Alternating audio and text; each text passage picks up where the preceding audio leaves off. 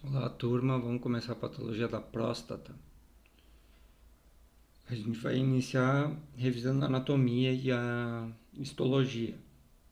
Tá, vamos localizar a próstata. A próstata está localizada entre a bexiga e aquele diafragma, né, o urogenital, ali na porção do ápice da próstata, na frente do reto, né, e depois segue em continuidade então com o corpo esponjoso do pênis. A próstata tem uma porção que está encostada na bexiga, que é a porção da base, né? Ela tem uma forma de uma pera e a base está encostada na bexiga. E ela tem a porção do ápice, que está então mais inferior, anterior, lá junto ao diafragma urogenital. Pelo meio da próstata passa a uretra prostática.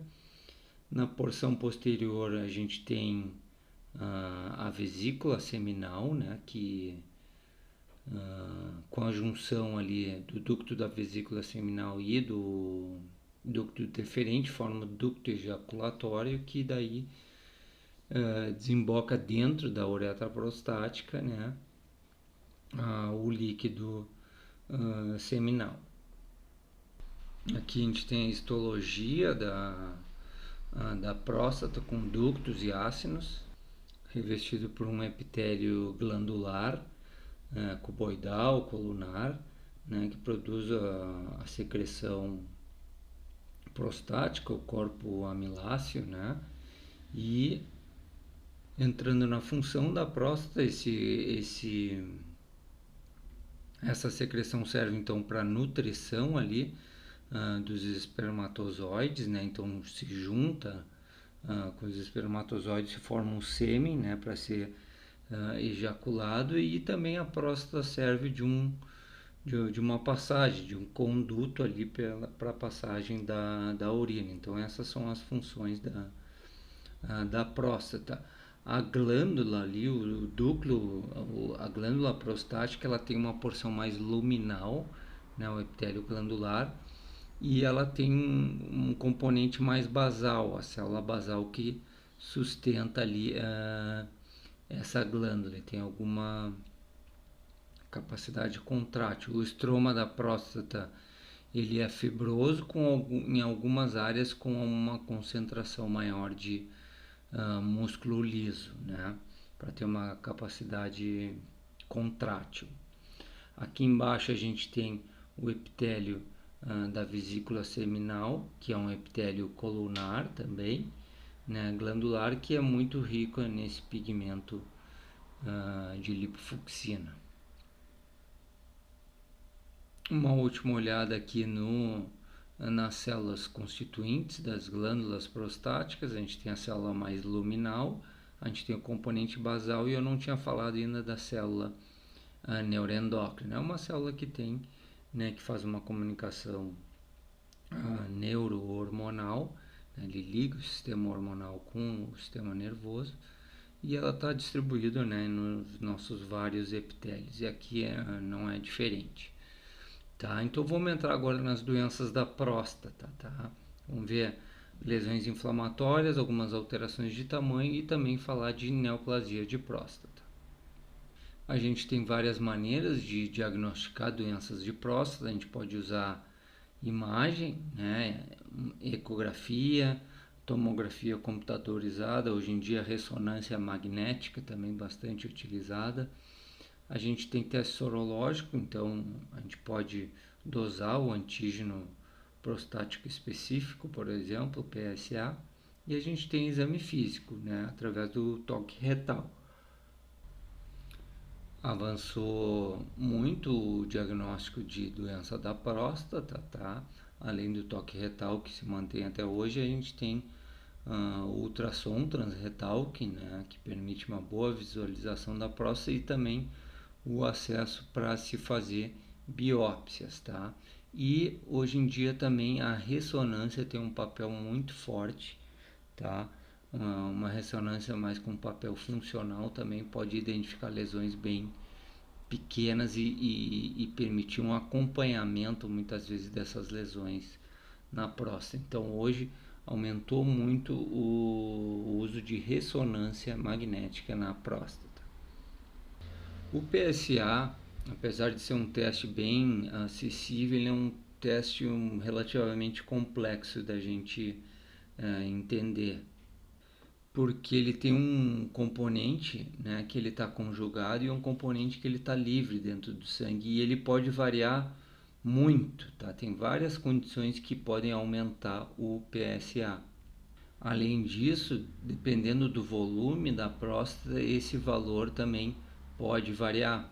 Então tem que fazer um estudo de todo esse volume da próstata e afastar todas as condições que podem aumentar o PSA para usar depois disso tudo, né, o PSA para, né, tentar fazer um rastreio de neoplasia de próstata, né, junto com outros elementos, né, principalmente de imagem e a biópsia. Então, inflamações da próstata, prostatite, infecções do trato urinário, né, zonas isquêmicas ou de infarto. Um, um exercício muito extenuante, né, mesmo uma biópsia prévia, né, para investigar alguma doença da próstata, tudo isso aí pode elevar o PSA de forma, né, não específica. E uma das principais causas de aumento desse PSA também é a hiperplasia benigna da próstata, que a gente vai ver adiante. E sem dúvida nenhuma, né, o diagnóstico histopatológico é o método mais específico, né, para investigar uma doença da próstata. Então, geralmente a biópsia é guiada por ultrassom, né, hoje em dia também por ressonância magnética. E a gente pode então fazer várias formas de biópsia ali na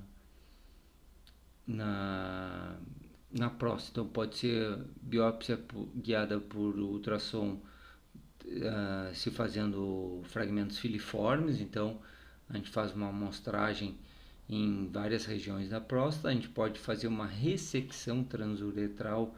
Então daí é uma ressecção maior da próstata, né? Geralmente com intuito desobstrutivo.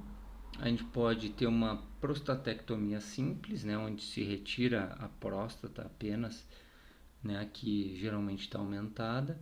E aí, daí depois, então, nos casos de câncer, né, uma prostatectomia radical, onde vai vir toda a próstata e as vesículas seminais. Aqui algumas imagens dessas biópsias, né? Aqui tem uma biópsia de sextante, onde vem esse fragmento filiforme de tecido para a gente investigar uma possível doença da próstata. Desse outro lado, a gente tem os fragmentos de próstata da ressecção transuretral. Tá? Então, o RTU são fragmentos maiores, né? E se tira um volume bem maior de tecido prostático. Aqui uma imagem de uma prostatectomia simples, né? Por uma hiperplasia benigna da próstata. A gente vê essas áreas nodulares grandes, né, na porção mais central, então indicando uma lesão benigna, né, uma hiperplasia benigna da próstata. Então, para o paciente ter condições de urinar, então a gente desobstrui, né, retirando a próstata que está aumentada de tamanho. E aqui já é um caso de prostatectomia radical. Tá? A gente tem toda uma sequência de investigação quando a gente está estudando câncer de próstata. E nesse tipo de peça cirúrgica, então, sai toda a próstata com segmentos de ducto deferente e as vesículas seminais. A gente tem uma sequência para pintar, né, as margens cirúrgicas e fazer um determinado número de amostras para achar esse tumor dentro da investigação do estadiamento do câncer de próstata. Saindo da parte investigativa e entrando na parte inflamatória já, tá? As prostatites. A prostatite aguda tem um caráter infeccioso, né, causado geralmente por Escherichia coli, né, depois tem o Enterobacter, a Klebsiella, várias bactérias podem causar a prostatite aguda e a gente tem alguns fatores predisponentes, tá, para essa prostatite. Então, um refluxo de urina intraprostático, então pode favorecer. A gente tem algumas vias hematogênicas ou linfáticas, né? Então, uma infecção sistêmica pode atingir a próstata e também alguns procedimentos, né, que ou são diretamente na próstata ou passam pela próstata, por exemplo, uma cistoscopia ou uma cateterização, né, da bexiga, então pode causar uma infecção prostática. Já a prostatite de caráter mais crônico é mais comum de acontecer após algum procedimento ali na próstata, tá? Após uma biópsia, após uma RTU, uma cirurgia. Então ela pode ser assintomática, né? Ela não apresentar sintomas clínicos, mas pode, né, lembrando lá, alterar o PSA. Então, tem que cuidar, né, uma prostatite crônica elevando o PSA.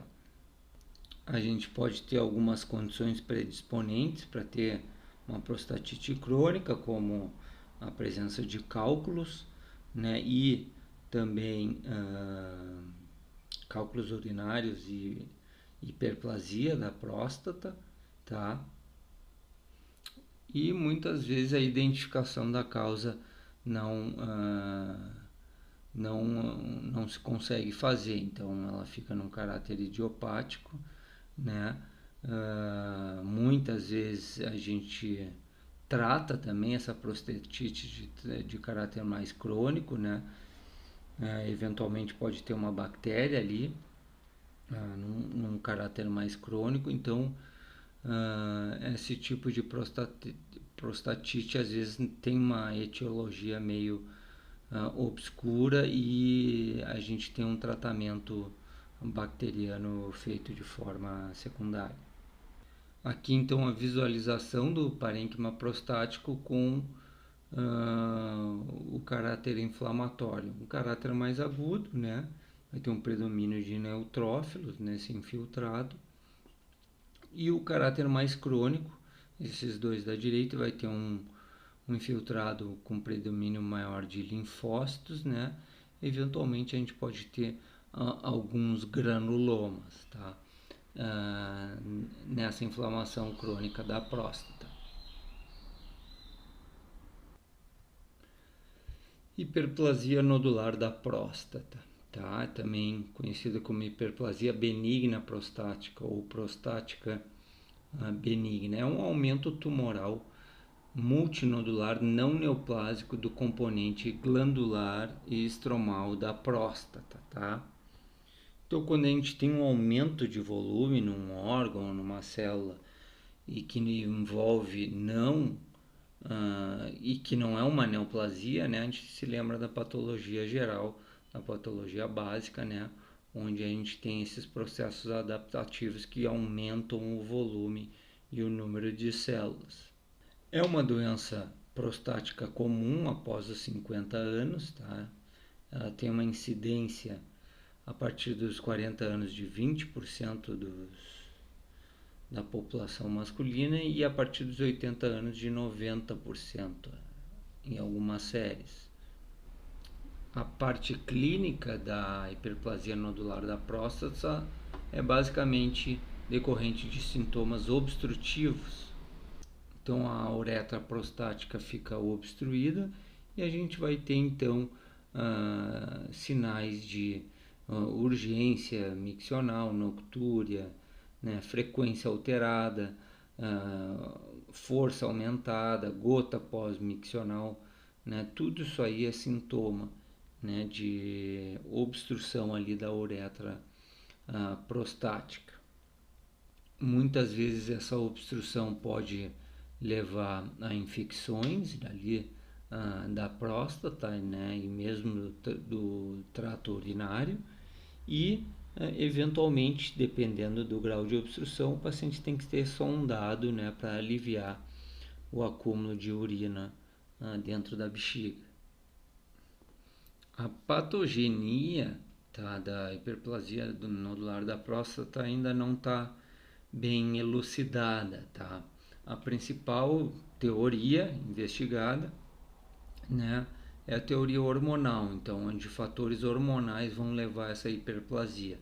Os receptores de andrógeno, né, então nessa faixa etária ficariam mais sensíveis ali ao estímulo de um dos metabólitos ali da testosterona, o DHT, né, o dihidrotestosterol, testosterona. E daí esse receptor, então, superativado, mesmo com pouca testosterona, então receberia um estímulo importante, né, no estroma para hiperplasiar e hipertrofiar, e também diminuiria então a morte epitelial, né? As células ali dos epitélios das glândulas então conseguiriam sobreviver mais tempo, né? Ter menos apoptose e então permitindo esse aumento, né, da próstata. Então aqui tem um esquema da patogênese, então a testosterona estimularia tanto a célula estromal quanto a célula epitelial, né, ali no receptor de andrógeno presente no núcleo, né, o receptor de andrógeno, daí ativa fatores de crescimento que então vão favorecer, né, a essa hipertrofia e essa hiperplasia tanto do estroma quanto do componente epitelial da próstata. Macroscopicamente a próstata vai estar multinodular, né, aumentada de tamanho, com nódulos geralmente periuretrais e na zona de transição, então na zona mais central da próstata. A zona periférica é um pouco mais poupada nessa doença, tá? Os nódulos têm um caráter esponjoso, né, ou mais fibroso, dependendo da quantidade de estroma. E na microscopia a gente vai ter hipertrofia e hiperplasia, aqueles fenômenos adaptativos lá que a gente viu na patologia geral. O estímulo aqui é aquela testosterona com receptor superativado, tá? Então, tanto o componente glandular epitelial quanto o estromal vão estar, então, com essas alterações. Aqui um corte em face de uma próstata com hiperplasia nodular. A gente vê nódulos grandes, né, ocupando essa zona central aqui da próstata. A zona periférica chega a ficar atrofiada na periferia. E a gente vê o tamanho desses nódulos. A repercussão no corte, então células hiperplasiadas e aumentadas de volume, hipertrofiadas, com estroma também com um importante aumento. Então a gente tem esses dois componentes, né, afetados na próstata, né, que então deixam a uretra aqui no meio estreita, né, não permitindo a urina passar de forma adequada. Aqui mais um detalhe na histologia, então glândulas aumentadas em volume e em número de células, né? Então o volume dessas células luminais aqui da próstata com um volume histoplasma bem importante e um número importante de células aqui. Então as células estão amontoadas, né, e aumentadas de volume, então indicando uma hiperplasia e uma hipertrofia, tá? Na periferia aqui a gente vê o estroma também acompanhando, então um estroma bem volumoso. A gente pode ter algumas complicações da hiperplasia prostática benigna, tá? Ela vai ter níveis de obstrução ali, mas dependendo do tamanho dos nódulos, né? Pelo aumento grande, pode ser que alguns desses nódulos sofram infartos. E à medida que isso aí acontece, pode necrosar ali, então favorecer uma infecção, né, uma hemorragia, uma série de complicações podem acontecer. A gente pode ter uma hipertrofia da bexiga também, né, que ela fica tentando forçar para eliminar a urina, né, pode haver a formação de divertículos, então projeções saculiformes da mucosa, né, então fazendo divertículos na bexiga, e além de ter um crescimento para dentro da bexiga também, da próstata, então irregularidades, né, nodulações na parede da bexiga. O tratamento, né, depende do volume, então se ele está num volume adequado ainda que pode só sofrer uma desobstrução por ressecção transuretral, ele vai para esse método de tratamento. Se for um aumento muito importante, com alguma complicação, já algum nódulo infartado, geralmente vai para prostatectomia aberta, tá? Além disso, antiandrogênicos são usados, né, para complementar o tratamento. Nas imagens ao lado a gente vê então alguns nódulos de uma hiperplasia prostática benigna com complicação, né, com áreas de infarto e hemorragia.